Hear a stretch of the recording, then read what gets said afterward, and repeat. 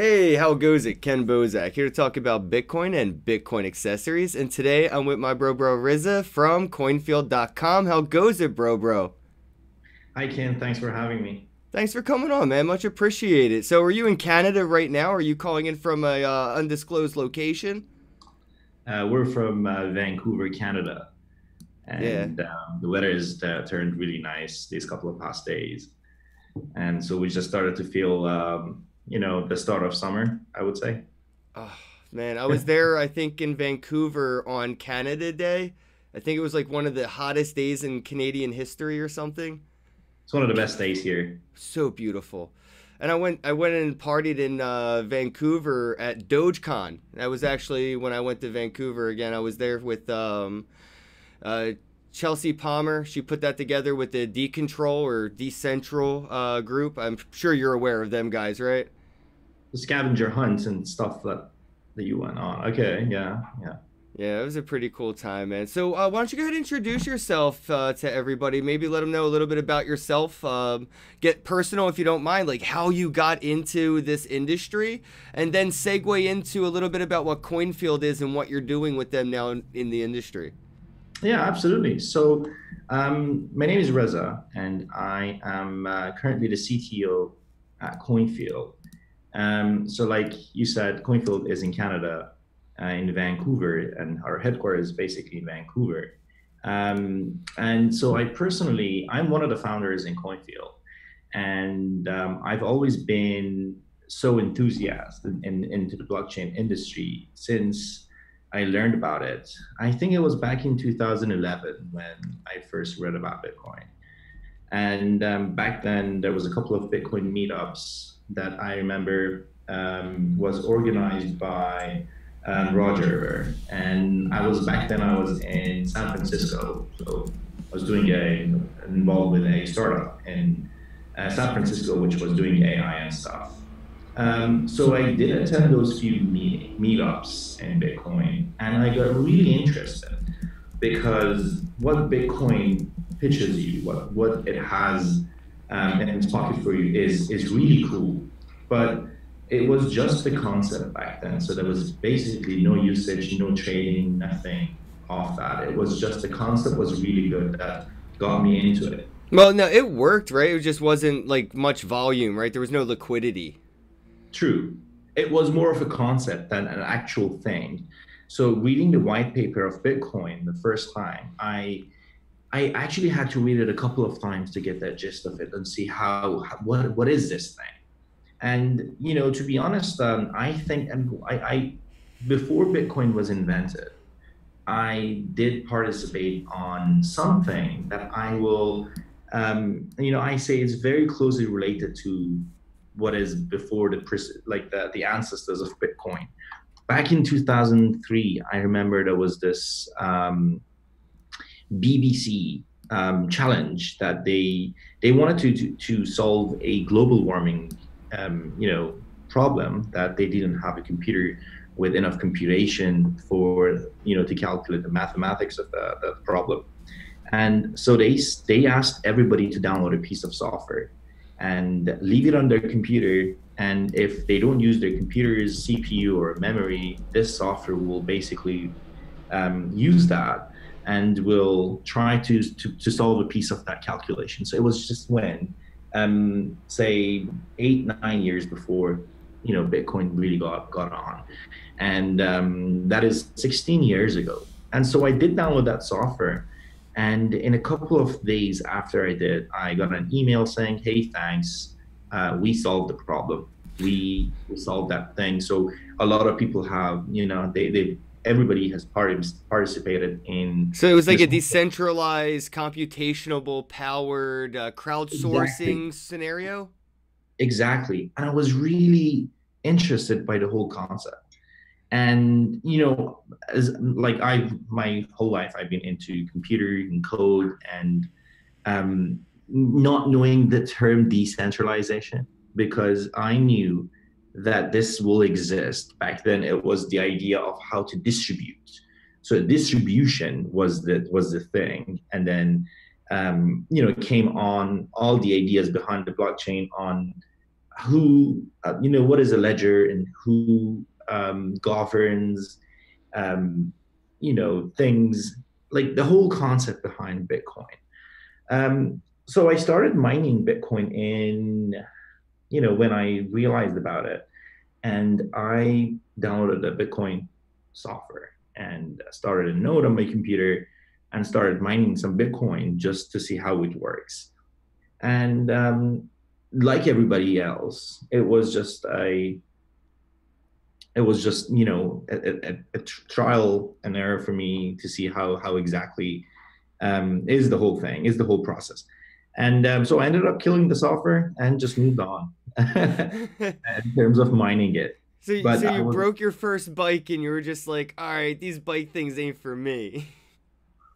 That's how I felt when I first had my first Bitcoin transaction. I kind of messed it up, and I don't really know whatever happened. It was like $1 or something test send, and I was like, I don't even know where it went. I sent, and I don't know what happened, but it never showed up on the other side. I totally screwed up with like the address. no, I I mean, think I may have like, sent it to like some random address I was copy and pasting and playing around with before I did the one I actually meant to copy and paste, but who knows? yeah, like I said, I have a transcript of a chat with my friend that I was mining Bitcoin back then. I was like, hey, I'm mining Bitcoins using our servers. We had a lot of servers back then. And he told me, why would you waste all the servers' time on mining Bitcoin? I was like, okay, sure, I won't do that. And so there goes that. Was But I it mean, cost ineffective? Was something like that just going to cost? Was it like, I'm just wondering, was it resources that were sitting there being idle, or was it actually costing something to mine the Bitcoin more than it would have been to not? no, we had a grant. I think we had a grant from a data center. So it would have been free money. It would have been free money, but we thought we're going to use that resources on basically training AI models. Right, right. And so we did that. And anyways, So how's um, that AI coin going? it's not a coin. It was just it was a I'm startup, just and teasing. that startup I left five 5 years ago, and still out there, but I'm no longer with Do the you think company. AI has a place in on the blockchain? Is Absolutely, I think feel like that was the 100%. missing link the whole time.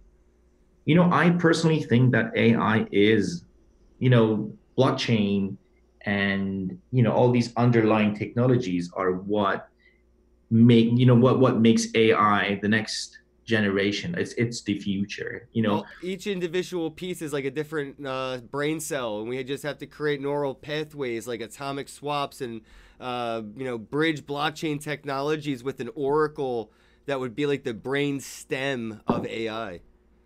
Absolutely. Yeah. I mean, we're data mining everything now. It's insane, it really is. And we're starting to see things like people will get sick all around the world, and there will be like an algorithm that was used to track everybody's smartphones, and it'll be like, oh, you guys were all in Disneyland about 10 years ago. That's probably why you got sick or something. Like they just used the open source data that was mined and try to find the common denominator, and now they can find out how a group of people got sick over 10 years or whatever. Like just an analogy. Yeah.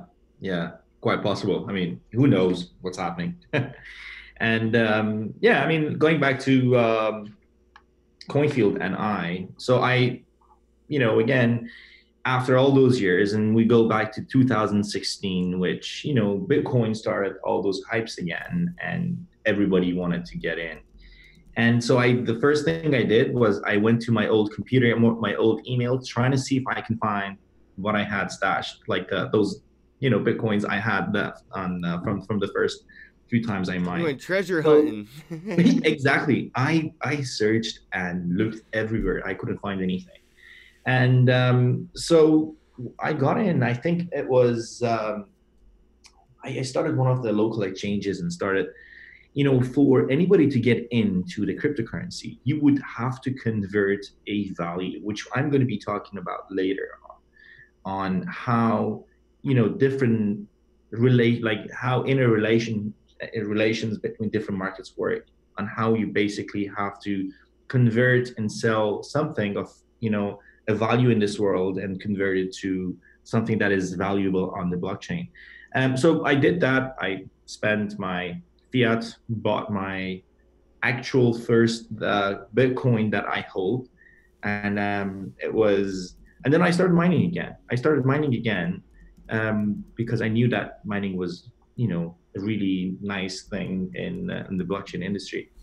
So Anyways, would you say you may have potentially FOMO'd in since you didn't get to find your coins and you saw the opportunity that everybody if you FOMO. did mine and I mean, that's everybody, though. When anybody looks at Bitcoin, all of us had a moment where we looked at it. It was one price. We brushed it off.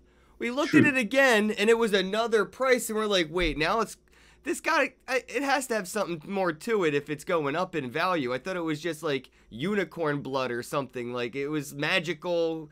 For who believes in this? And Yeah. it actually starts to increase in value. Really increases your interest in it. Yeah, absolutely. I mean, it was all my friends who had no idea what Bitcoin or computers are, and they turned up and say, "Hey, I hold Bitcoin," and I was the one who got into Bitcoin first, and I was kind of FOMOing and seeing like, "Hey, all these people are in the crypto market, and I am not." So I got in as fast as I could. So I just What threw exchange all did you use at the KYC time? information. Did you use like Quadriga or something else or I did have an account with Quadriga and local Bitcoins. Um, I I think it was it wasn't Quadriga. Anyways, like I got that, and then after a couple of months, I met with a friend of mine, and we just suddenly started. We thought of the idea that it's really difficult because he had to wait a couple of weeks for him to be KYC from one of the yep. exchanges, and once he got in, there was no liquidity on the exchange, and there was there was a chain of problems for us to basically trade and have Bitcoin in Canada.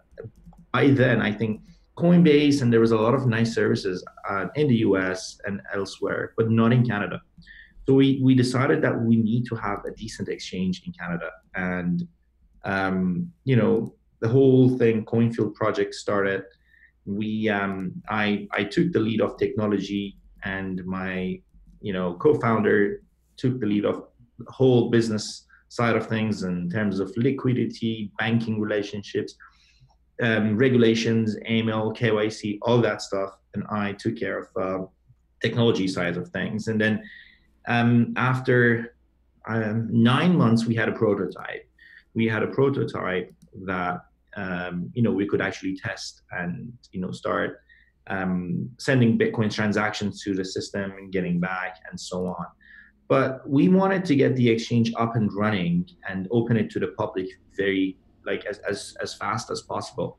So that's why we wanted to have a lot of coins, but we agreed on starting with a couple of coins. I remember it was Bitcoin, Ethereum, Ripple.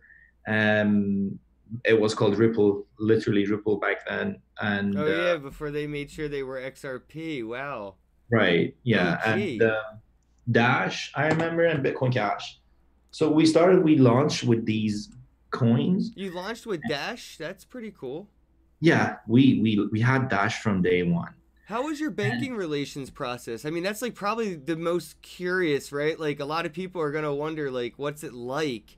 Maybe in Canada it's probably different, obviously, than in the U.S. where it's more difficult. But was it at all difficult to get a deal, a bank, and get a banking and all that? extremely, it was extremely difficult for us. We literally worked like before. And that's funny if I tell you that. That's the whole thing. When we started this thing, like I said, I took the lead for technology. My business partner, like essentially, we started this company called like still is the name, the Central Crypto Exchange Corporation, and we went to the first bank we could have think of and said, "Hey, we want to open a bank account for a company." They literally kicked us out and like, Fuck. "What are you saying? Is this cryptocurrency?" And like, so we can't do cryptocurrency? And they're like, "No."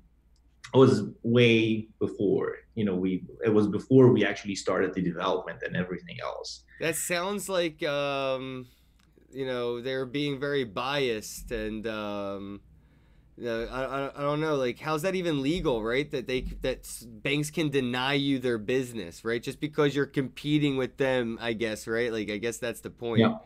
And they always say it has too much of a risk for banks to have crypto. Well, they don't even like, I honestly, they did not know what it is, and that's why they stopped it. And it got a, it was a thing for banks not to accept cryptocurrency. But anyways, we started with a bank um, in Canada, and then we started making relationships and making that relationship better and better and opening more accounts. And now we have a really nice relationship with two banks in Canada that we work with, um, and that's how basically we're, essentially Coinfield is a fiat to crypto exchange. We are the bridge of anybody who wants to get into the world of cryptocurrency. If you want to buy Bitcoin, you never had anything. You either have the option of bartering, like, giving whatever gold or, whatever you have for cryptocurrency, or, you can just go what everybody else does and just pay with an actual, fiat cash and get into the cryptocurrency scene. And we are that bridge. So it's very important. Like from day one, it was very important for us to have a good experience for anybody who's doing this for the first time.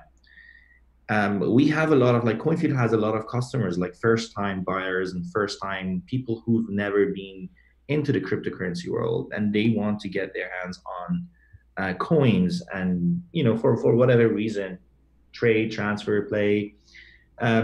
So we wanted to Is make sure. Coinfield custodial? Do they get their private keys?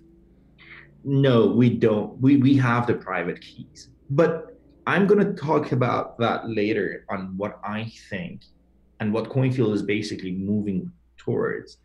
So I'm going back to the, how Coinfield started. Back then, most everybody was centralized fiat exchange or crypto to crypto exchange. And, like everybody else, we started with fiat centralized exchange.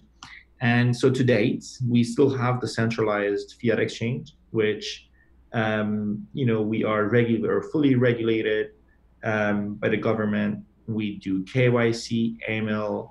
I mean, all that is for because we accept fiat, and we want to make sure everybody can get a piece of cryptocurrency market.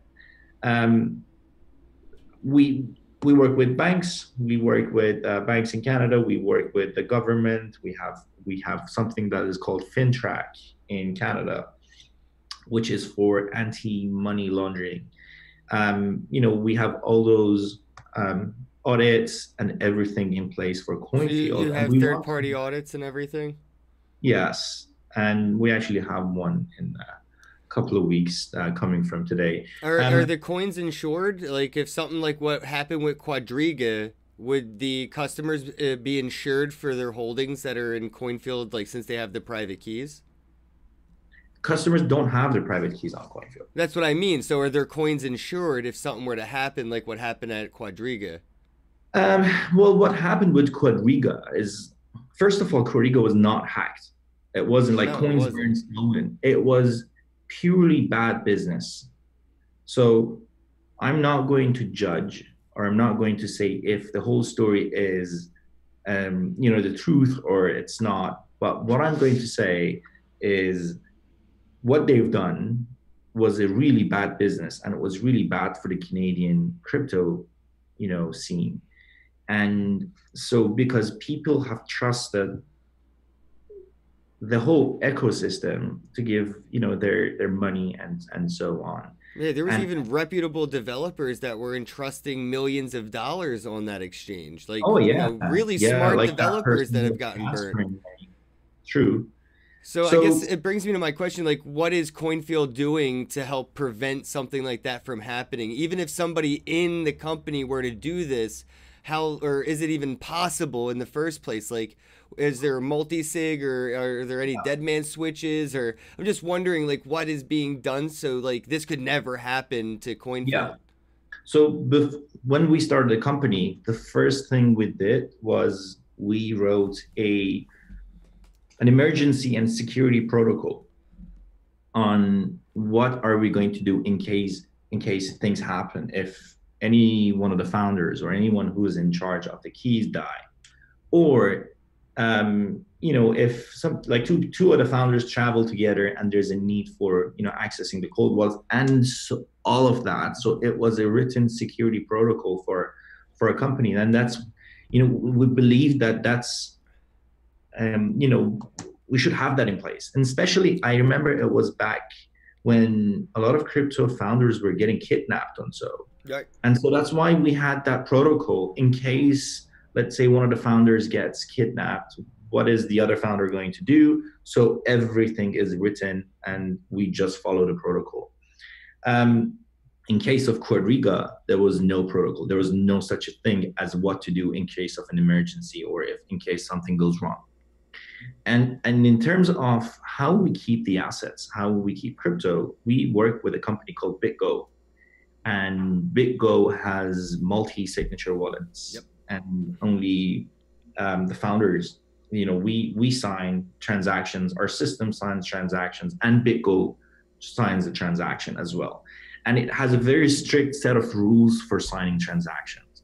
And that is given to it by us, saying, for example, if there's a transaction between this amount and is happening more than once in this short period of time, do not sign that transaction. So a lot of times we get actual transactions we have to manually approve on BitGo to make sure nothing goes out of the system without an actual nothing. Everything, we want to make sure everything's legitimate. Other than that, we have cold wallets, obviously, that we use BitGo as our warm wallets, and we have the automatic transfers from BitGo to our cold wallets. That's whitelisted, so it can't send it to anywhere else other than the cold wallets. And so the cold wallet location can't be disclosed, obviously, for security reasons, but it is in a location that is very safe and secure. It's in a vault. It's very safe and secure. So for people would have to take the word of an exchange when we say things like that, Right. because essentially we are keeping those keys, and it's in the best interest of us to keep the business running and keep getting commissions, keep getting business, because the company has a lot of future plans.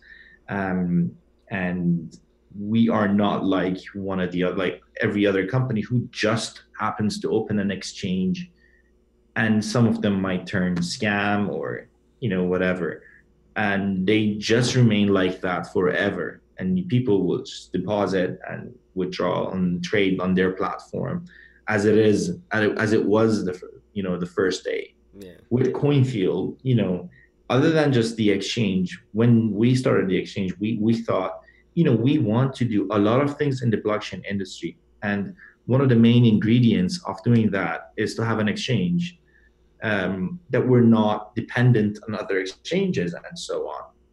If you remember back in the day, and still today, you have a lot of these nice projects that come out, but they struggle to list with exchanges and so on. So exchanges are getting more power in the blockchain industry than the actual cryptocurrencies, because they are like Binance and every other exchange. They're the governments of trading, and that's where we would want to talk about decentralized exchanges, but I'm going to go into that later.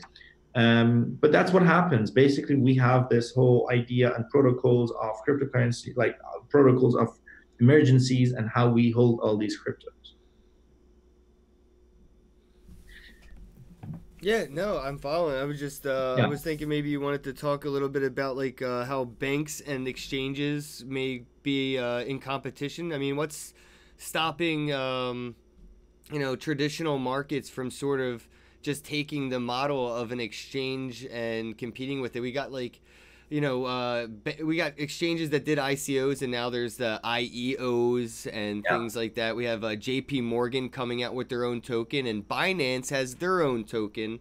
You know, do you see any way like banks don't get blockbustered out, where, you know, like Blockbuster never had a streaming platform, so what are the odds JP Morgan's ever really going to have like a crypto exchange? But what are your thoughts on like the fiat gateways becoming the on-ramps, where I just go to my Wells Fargo and, well, I can just get Bitcoin from my bank, so why would I go to Coinfield, right?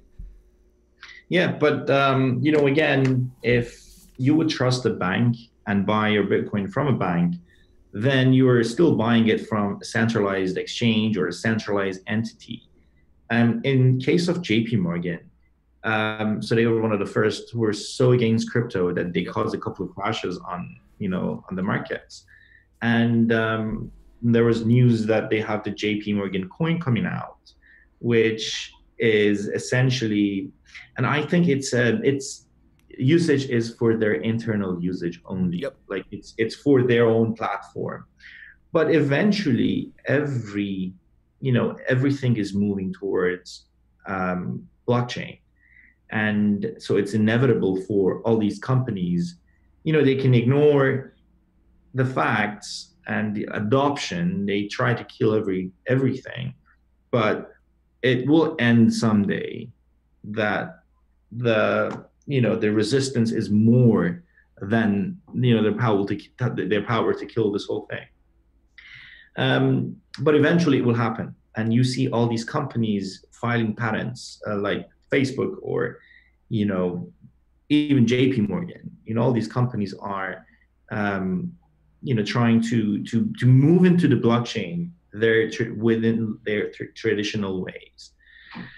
In terms of a gateway, I think, Ken, like I said, the first thing anybody has to do in order to get into the blockchain is to have fiat, for sure. That's how it is today. Maybe that is going to change in the future, but right now, for anybody who wants to get in, is to have to swap something of a value and get, you know, cryptocurrency. And when people come in, like when they invest in cryptocurrency, a lot of people are not used to the volatility of the markets. I have my mom, for example. She invested $30,000 of her money into, cryptocurrency. It was way back. It has gone up, it came down, and she had absolutely, no idea on how things work. And, she kind of lost most of her money. And I think she has only about $2,500 of that money. And she's never going to go back. Whatever blockchain is going to do, she's never going to go back into the blockchain and cryptocurrency, because she lost a lot of money and she lost hope. And well, I mean, what if she lost more money at the bank, or something else? Or, I mean, like, you're talking from like a first world perspective, right? Which is like a very privileged point of view. But if you were from, Greece, Venezuela, what's happening in France right now, they're not worried so much about earning fiat to buy crypto. They're actually looking to just earn crypto. So they're cutting out the whole gateway process in a lot of places where they actually need to use this currency because their dominant government issued currency is failing them. So when where you're at in Canada, I'm in the US, like, we don't really need Bitcoin. So we get to speculate on it and play with it. But there are people that have no other option. And if it wasn't for cryptocurrencies, they wouldn't have any choice. They would just be stuck with wheelbarrows full of bolivars trying to buy diapers. I think it was like a stack of bolivars to buy one box of diapers. And they're just earning Dash and accepting cryptocurrency right at the registers. The employees are getting paid in it. So I think, the whole concept of, pairing Bitcoin to a fiat only works if the fiat hasn't failed yet. And I'm living in the US where we have a $22 trillion deficit. That has proven our money has failed us. It just hasn't caught up to the reality of anybody like believing in the failure. We still believe in its success, so therefore it's succeeding, but the failure is a reality. We're just on the edge of acknowledging it. I hope that day comes sooner than everybody thinks, that everybody gets paid with crypto, and so that there needs It no will only like happen if they no need need it to for happen, right? The banks have to fail you first. You're like your ship has to go down before you get in the lifeboat. true. And that is the true blockchain. That is the true cryptocurrency, everything that we hope for.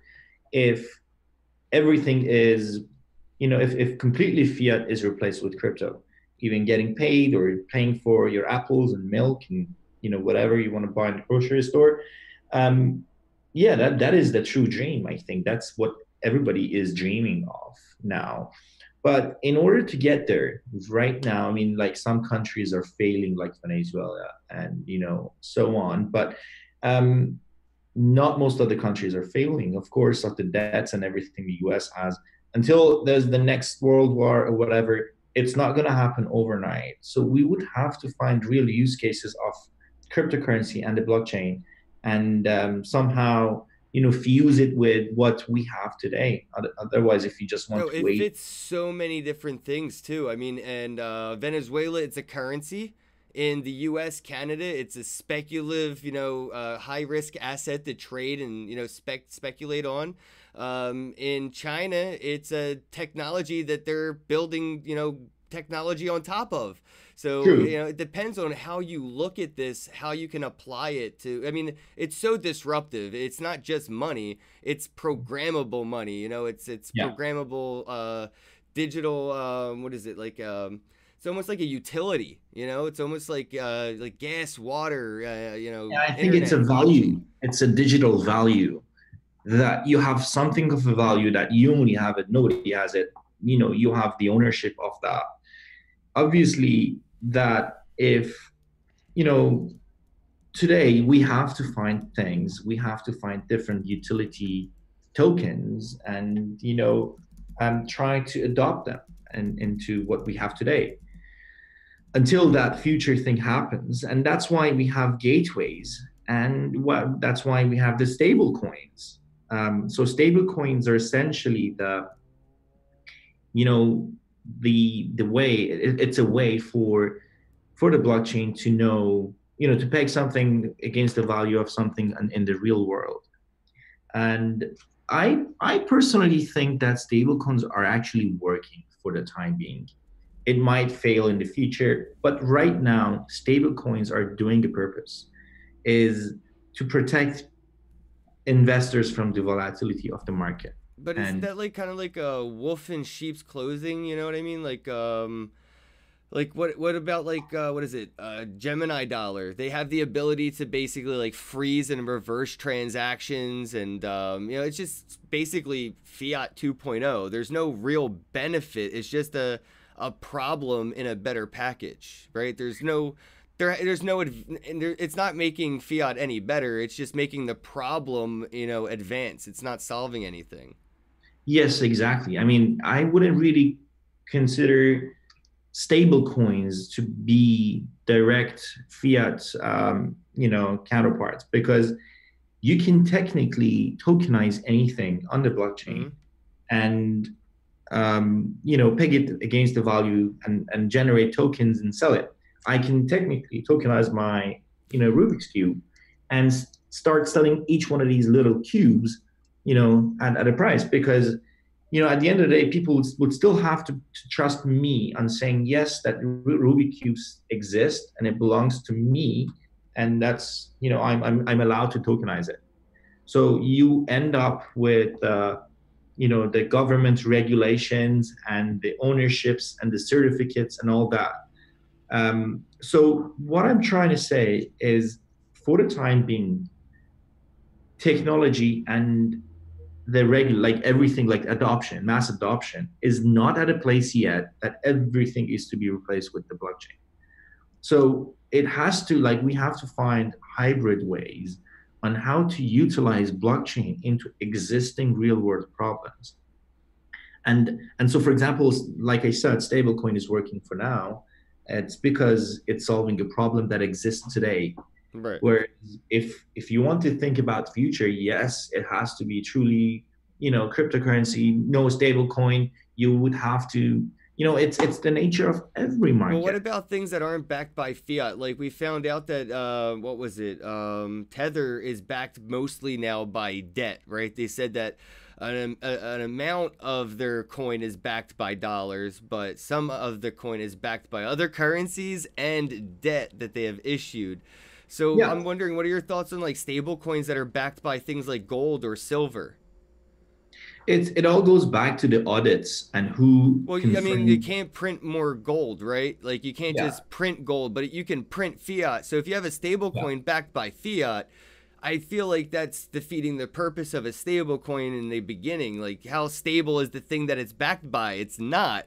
It's not stable. It's stable to the value of that thing. So if you peg it to the value of gold, and gold drops in value, then obviously your coins will drop in value. It's the nature of every market. Well, if it's harder to use a Markets stable are coin than it is to use cash, I feel like the stable coin wouldn't be worth as much, right? Like if you have to go through KYC and worry about anti-money laundering laws and all this just to use a stable coin, I could just go get you some cash real quick. I don't got to do all that. But remember this, Ken, that you've already done it. You've already done the KYCs and everything. So right now, we're trying to solve actual problems and get us to the future faster. So, I mean, if let's say I have a true decentralized exchange that nobody will ever use because it doesn't work the way we want it to be. So it's just a useless product. That could What have I been Bitcoin, want right? I mean, people had to choose to use Bitcoin. It was great, but it took a long time for people to start choosing to use it.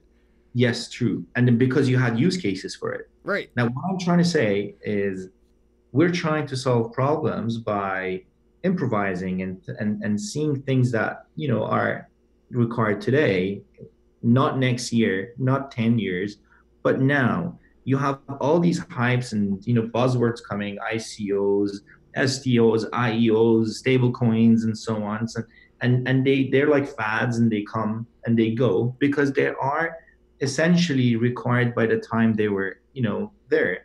You needed MySpace in order to get to Facebook. Right. And I'm saying, we're at the time that we're, climbing the ladder of, blockchain and cryptocurrency, and we have to step on this step. I totally agree. The only thing with the analogy is I'd point out is Facebook didn't exist before MySpace and didn't have to work on improving, right? Like Bitcoin already exists when everything else starts to come into existence later. So we didn't need MySpace to get to Bitcoin in that analogy, right? Like Facebook kind of inspired MySpace in this sense. Yeah, I mean, you can put it that way also, but thinking of going back to the stablecoin purposes, if we want everybody to get into, like, honestly, if me and you are talking about this problem, and if it was just up to me and you to solve this problem, and say I would ask you, Ken, to bring institutional investors into the space, and you would have to basically convince them to consider cryptocurrency as a new asset class, right? You have the stocks, you have bonds, you have markets, you have gold, you have fiat, and now you would have to actually tell these people that there's a new asset class. You know how I would pitch it to them?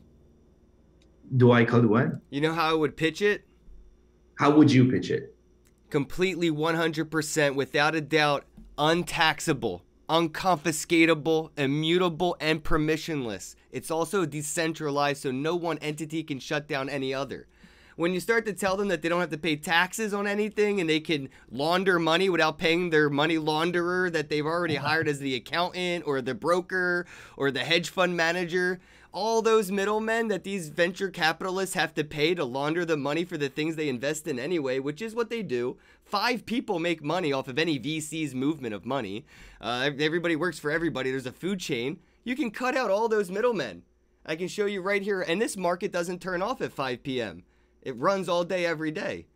It runs all day, every day, but there's a certain risk associated with But the it. risk reward, right? I mean, these people are used to 5% a month. I'm talking about 50% some weeks.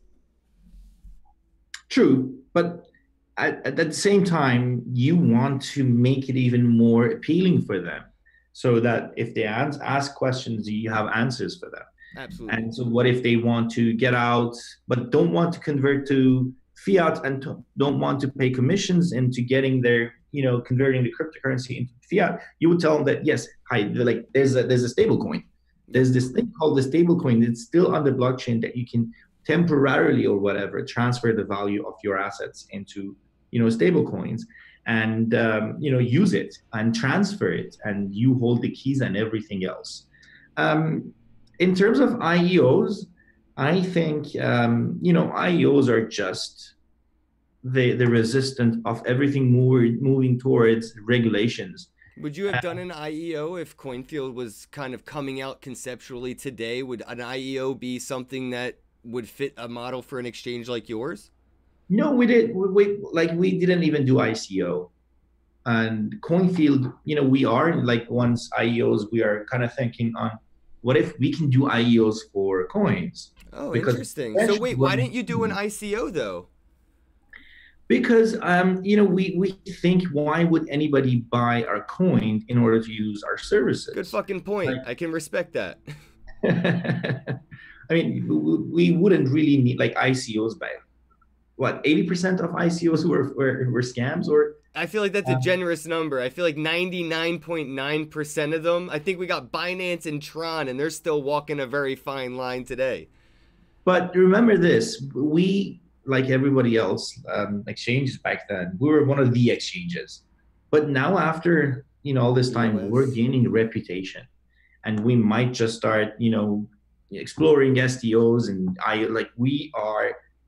we're not completely saying we're not doing that, but now we have the attention of everybody because we have their trust, and we're going to be tackling things differently in terms of financially or business wise. Do you think STOs is something that will probably bring the institutional investors into this industry using exchanges like Coinfield, where Absolutely. like I'm just curious, what are your thoughts on STOs versus the ICO and IEO phenomenon? And I think that the STO has more appeal to the institutional side than the ICO was more retail investors. It was a lot of, stoners and mom and pops just throwing money into random things.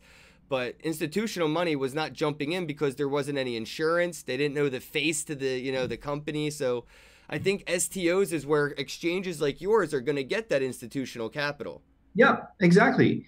I mean, ICOs were, if you think about ICOs as in terms like from a perspective of a financial analyst, you would think that this is a perfect,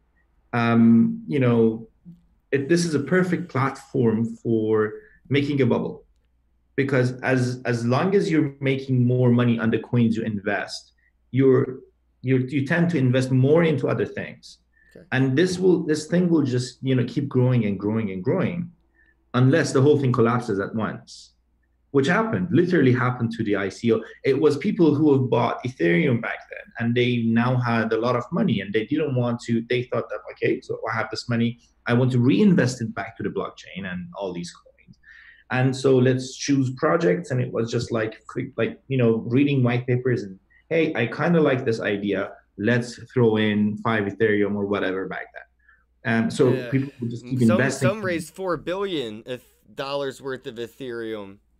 And 100% it was FOMO. So it was people were. I remember back then you only had to know how to read a white paper and know the team behind it. So how would you trust giving somebody money by just reading a paragraph about them? Hey, Hey, Ryan Gosling was in the white paper. I thought I could trust it. yeah. So if you see the white paper, a fancy website, you can trust it. But now we have the STOs. We have the STOs, which are an actual thing. If I tell you this, you're going to tell me no. You're so against regulations and centralizations. But we can never get to a point that everything is 100% decentralized. I mean, that, yeah, for sure in the future, but not today, not now. No, we're not in Because, a place for it. I mean, look what happens with Equifax. Could you imagine if that was on a blockchain? yeah, so if the whole thing, well, if that happens with the blockchain, if, the whole blockchain will collapse, but uh, I'm not sure about that. Certain things will be decentralized as it becomes necessary, not before, probably might be a little bit after, it's too late in some cases, but the desire for the use of it will bootstrap the main utility of it, right? Like I said, it could be anything. It could be a code that you can program on top of. It could be a currency. It could be a Yeah. store of value to trade on, but it all depends on where you got to give them what you're fit in, and that's where blockchain will It's decentralize trusting things. code versus trusting, somebody Right. like Confield or the government Well, or what are an your thoughts on escrow. like open source versus closed source, right? Like if your exchange is open, not saying completely open source, but I mean I could check the wallet, make sure the money's like all the bitcoins there, blah blah blah, like where the money's being moved to and from, the addresses. Like, do you think that that's too much responsibility, or is that not enough? No, absolutely not. I think even Coinfield is moving towards a hybrid exchange, whereas people will hold their keys and they have the right to their assets. They have their own private keys, and we want that Interesting. to happen. And we're having this thing in our R&D department, and trying to figure out how to do this exactly so that everything's safe, secure, and people have their assets. Because essentially, not your keys, not your assets. That's the thing. Everybody knows that. And we want that to actually happen with CoinFuel. I think But a hardware wallet integration would probably be the best, right? Like, they you have the would option. never want the private keys to be displayed on your customer's computers or their phone because they could have a virus running in the background. So maybe like an integration with a hardware wallet where if I want to plug it into CoinField, that's how I would get my private key. Well, at any point that if you have a virus, the virus necessarily doesn't look at your screen. If you have a virus and if you connect your hardware wallet to through your computer, that information will be transmitted through your computer anyway. So if the virus is sitting there, it can intercept that data anyways.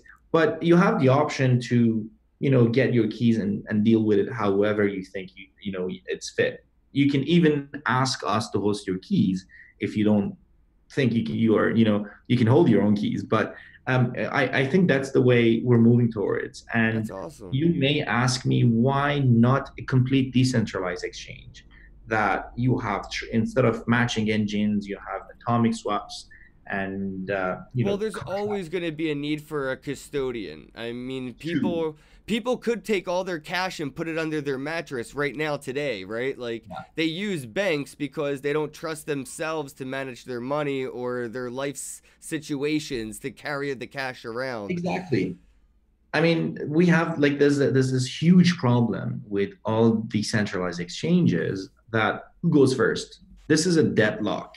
That who is going to, you know, put their assets before the other one does, into the transaction. And if you don't have if you don't have an escrow or a custodian, then this process is very difficult. There are ways. You have, the like contracts, you have the hash time lock contracts and so on, that are trying to solve this problem, but there are still flaws in them. So you can never actually have a peer-to-peer transaction mechanism that does your trades matching in an exchange. It's extremely difficult in terms of mathematics and computation. And as of today's technology, I don't think we're at that point to do a complete 100% decentralized exchange. And so that's why there's a need for a custodian, or an escrow that both parties trust. After all, if you trade, you chose the exchange, and as a buyer or as a seller, and the other party as a buyer or seller again chose the same exchange. So that means you both accepted and trusted this exchange to do the transaction for you, right? To basically have your assets swapped for whatever you guys agree on the market. And so this is, like I said, this is in the best interest of the exchange to keep doing this. If you hold your assets and everything, what is the exchange is going to be doing is just to charge you guys transaction fees. And so the more business you bring to that exchange and the more transaction fees that exchange charges, the more they profit. And they try to do this perfectly with their system while you keep your funds and everything and trusting that exchange to be loyal and to do the transfer for you, to do the transaction for you, on a set of rules that they have, like who comes first and who, what order book is, right now, and so on. So this is the future. That I call this a hybrid exchange, where you hold your keys and your assets, but at the same time you can plug it into an exchange that will do the transactions and do the trades and the matching for you, and so on. So until we have the right technology that can solve problems like who goes first, deadlocks, and so we're not at the point to be completely decentralized. But right now, at this moment, the only thing we know is that everybody needs to hold their assets in their wallets. Do not leave any assets on any exchange, no matter if it's Coinfield, if it's Binance, or if it's any exchange. Do not leave it. You have the options. With cash, you can't really bring it home and stick it Even under if your you do pillow. bring it home, you only have the public key. You never get the private key for your cash. Right, exactly. And it's just like mass, you can't really do that. But with crypto, you have the option. So why not? If you're too lazy not to get your coins on your own wallet, I think blockchain is not fit for anybody who's like that. I think And we're gonna, because like you said, we need the building blocks for a decentralized exchange to be built, like we did for Bitcoin. I mean, we never had a need for a decentralized exchange before we had a decentralized currency, right? So now we have this decentralized currency that we need to exchange in a decentralized manner, and that's what happened with Bitcoin. What was it? Hashcash, e-gold, and blockchain itself was designed like 10 years or something before Bitcoin decided to come yeah, around and use it. So, what we're going to see is a lot of these little pieces being built by probably exchanges like Coinfield and things like Binance, and some of the developers that work for Poloniex and Kraken and all these exchanges that have been around for a while. Like, they're going to have a common goal, just like whoever the group of Satoshi or whoever Satoshi is, they had a goal and they came in with group knowledge. And I think whoever's going to create a decentralized exchange, it'll probably come out the same way that the Bitcoin white paper did. It'll just pop up one day, people will start working on it, it'll suck, it'll be slow, and then it will work because the community's reasoning to build it better is the centralized exchanges are probably going to become more cumbersome. Like, imagine if you were a developer for Poloniex and then Goldman Sachs bought you and fired you. Yeah, you have every reason to go create a decentralized exchange now because look what Poloniex did. And that's every developer that was developing for these exchanges, the legacy ones, they're all cypherpunks. They're early crypto nuts. They're, anarchists at heart. That's why they got into doing these exchanges. So I think we're not far from seeing that, be built, that decentralized exchange to beget all. But again, we're 10 years into Bitcoin and we're not nearly as far as we would hope. So exactly. we could be 20 years away from a true decentralized exchange. And that's just being a realist. Yeah, if as long as I think we can solve those problems where Bitcoin did, and it, as you like you said, it was slow, it was nobody actually used it. The same thing is going to happen. Well, not only Bitcoin, you can go back to the internet and say internet was, one thing that nobody used it, TCP/IP, nobody used email, and they just got on. And I think same thing for decentralized exchanges, that you definitely need to have more like for a smart contract to be smart enough to do the matching engine for a trade. I think we still need some time. Well, talking Maybe about smart stuff, what about like atomic swaps? Do you think that they have a competition to centralized exchanges where I could just send Bitcoin to my Litecoin address and I could just get that Litecoin instantly? Like, or is that not what you think people that are seeking a custodial service would provide? The atomic swap is for, it's just a means of transferring your cryptos. But what if, let's say we want to trade, what if you do your atomic swap and I don't do my atomic swap? So I have your coins, you don't have my coins. And what are you going to do? Who are you going to complain to? Are Well, you going there would to be go a contract that wouldn't trigger until you sent, escrow. That's why I said smart contract. There's a contract that's an escrow that if I send okay. my Bitcoin, it only goes to you if you send the Litecoin. But then you would have to transfer it to an escrow. So you still have the concept of escrow, whether it's an AI escrow, smart contract escrow, or a centralized escrow. So there needs to be somebody who can confirm this transaction or this trade with you guys.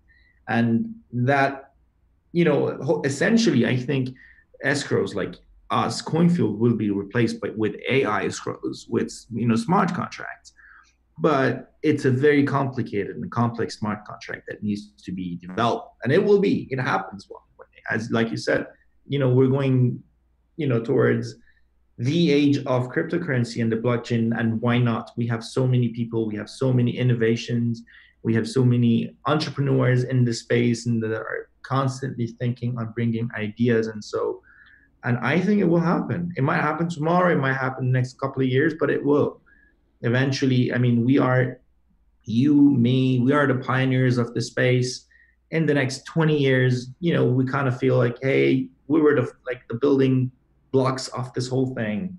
And we laugh at today by, I do. having, technology that is, um, just think about 10 years ago when you were using the internet, you laugh. But yeah, Yeah, I so mean, I can literally play a video game that's on the cloud that's in 4K and VR. I don't even need to download it. I don't have to. I just stream the experience. And who would have thought that even downloading something like that would be possible, let alone streaming it? And now, what was it? Google? They just came out with the new gaming console that's on the cloud that's competing with Xbox, PlayStation, and it's like, damn, like, yeah, you're right. I yeah, mean, we've come a far way to be unappreciative, that's for sure.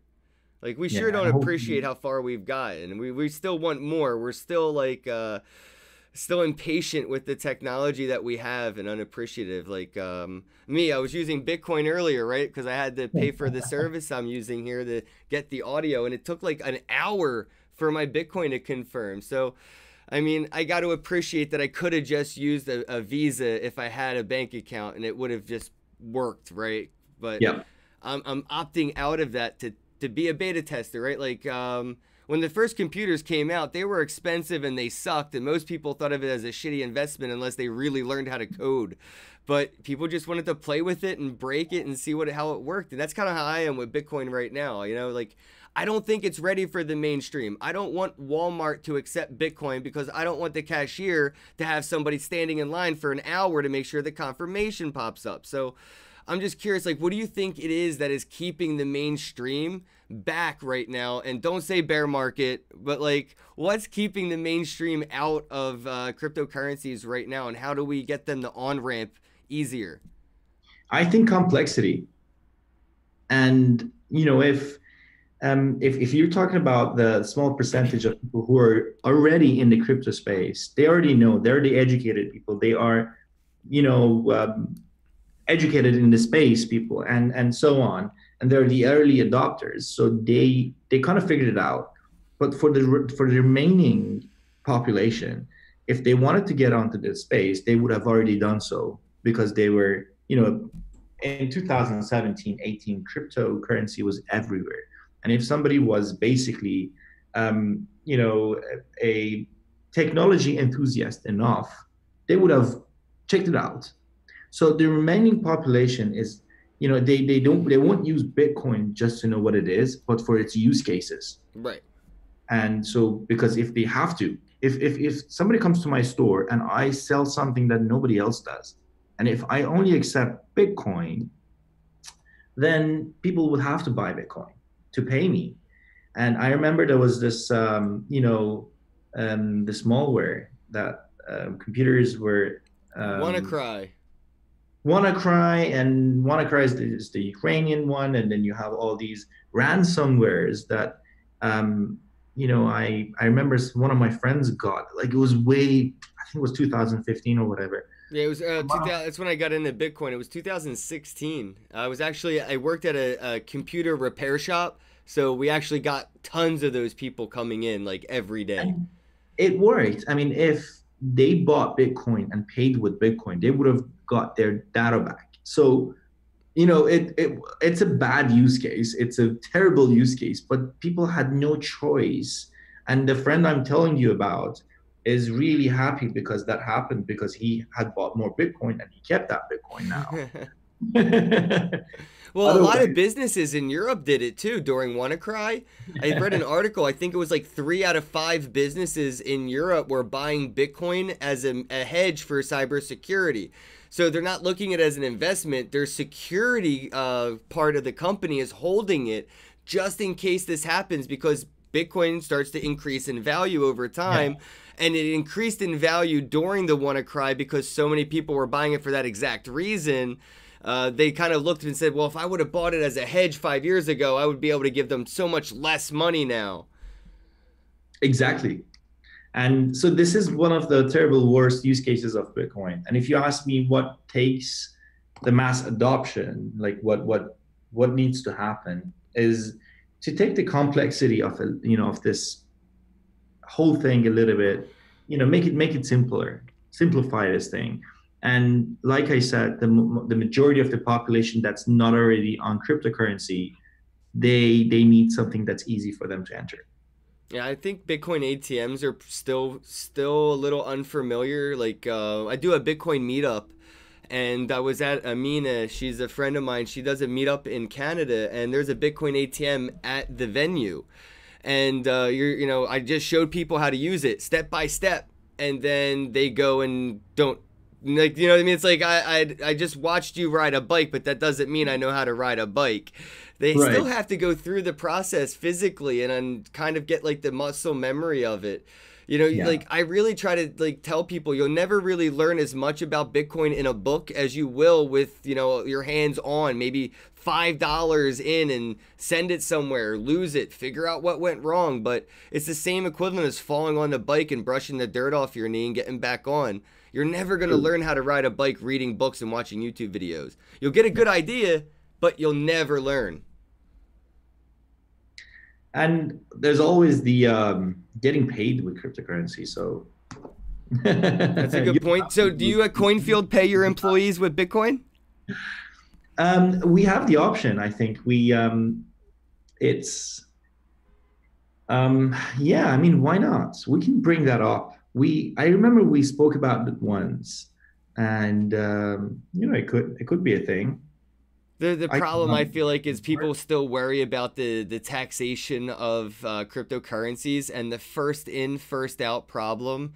So when you like, if I were to get paid in Bitcoin throughout the last year or two, depending when I was getting paid and depending on when I was spending it, may have been a significant taxable event, right? Like if I got paid at the first of the month and Bitcoin was at $400 and those 3 weeks it went up to 1,000.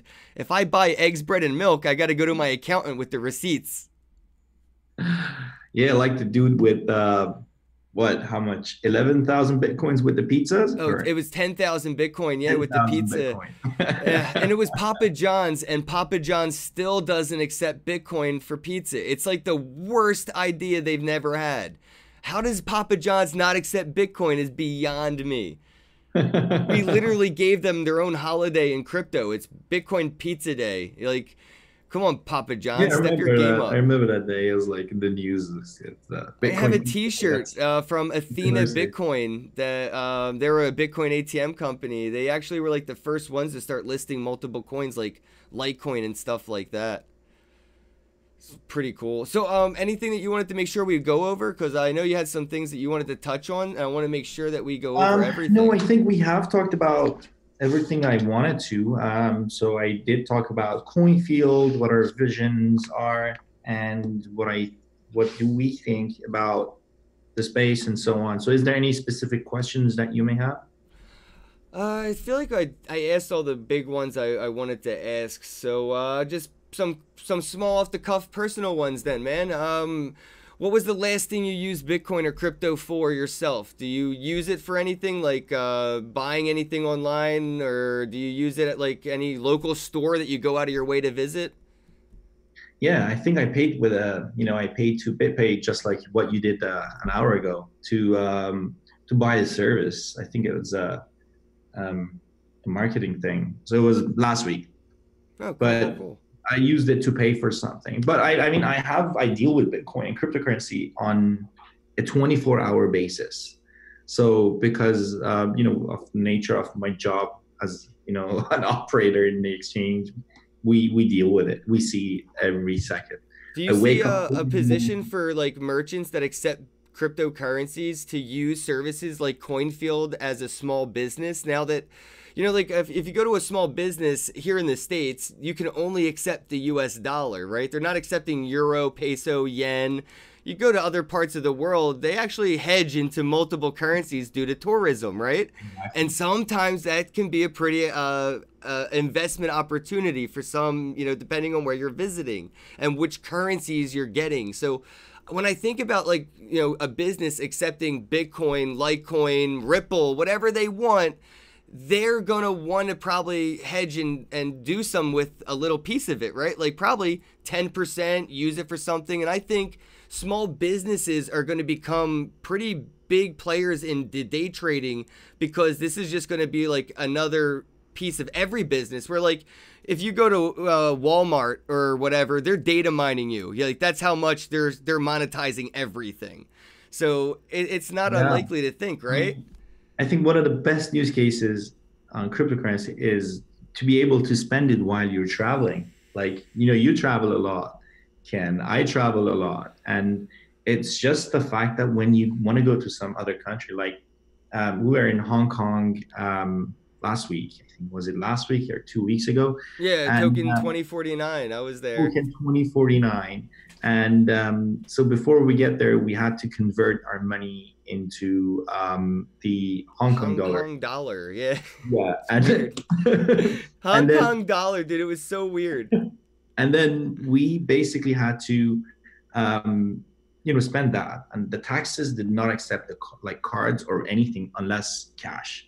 Hmm. And we would have to keep the taxi waiting by our hotel lobby while we went and exchanged more dollar into Hong Kong dollar because they wouldn't really accept. It was really inconvenient for us and the taxi. And then we found out that there's Uber, but still, imagine if everybody accepts the cryptocurrency. Like imagine if everybody accepts Bitcoin, for example, how easy the whole thing would have been for me. And I ended up with I don't know, maybe 1,000 Hong Kong dollars extra in my pocket that I was running around the airport trying to spend it because I don't know when's the next time I'm going to go to Hong Kong.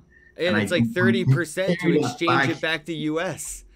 Yeah, what do I need the Hong Kong dollars in Canada for? So I just have to spend it. So I just going like, frenzy in the airports trying to buy something. I'm buying everybody neck pillows. You get a neck pillow. You get a neck pillow. Yeah, true. So one last question I'll wrap up on here, and I try to make it like a life lesson one for the audience. Have you ever made any mistakes when you first got into crypto? What was one of your mistakes that maybe you could tell people that is a life lesson they don't have to learn on their own? They could learn from spectating. Ever send your keys to the wrong address? You ever put the wrong amount in a sell order or? Yeah, I can give a good tip about trading actually. Oh, please, thank you. Yeah, it's not like trading strategy or advice, but I personally think with any exchange, when people want to trade, they would basically have to do a limit or a stop limit order and not a market order because a lot of traders, when they don't know how the mechanics of markets are, and they just want to buy something and they go to a smaller exchange, they put a market order and their order gets executed immediately with whatever price that other people are willing to sell for. So he ends up buying for a lot less or higher, than he expected. Just make sure you know how much money or how much cryptos are you getting for your trade. All right, man. That's a good one. All right, guys. Do me a favor. Pound that thumbs up button. Don't forget to share this. Drop some comments in the comment section below. Visit coinfield.com. Come back and let me know what you think. Let's keep the conversation going in the comments section. So all you got to do is visit coinfield.com. Bring your opinion back. Drop it in the comments, and let's see what you guys think. And I know you're in Canada, but I mean, it's a worldwide exchange, right? Like U.S. citizens could use Coinfield, correct? Not yet. We are working to bringing in the US, but we are open. Like we offer services in over 100 countries. US is going to be tough, yet. right? Yeah, I mean it's not that we're not going to do US, but we're just in talks with our lawyers to figure out the regulations and stuff in the US for us. But it will happen soon, hopefully. All right, guys. So if you're any Canucks out there like DJ Meat Popsicle, go check out Coinfield. Let me know what you think. And as always, guys, have a day. Thanks so much, man. I appreciate you coming on, bro. Thanks, Ken. Have a great day.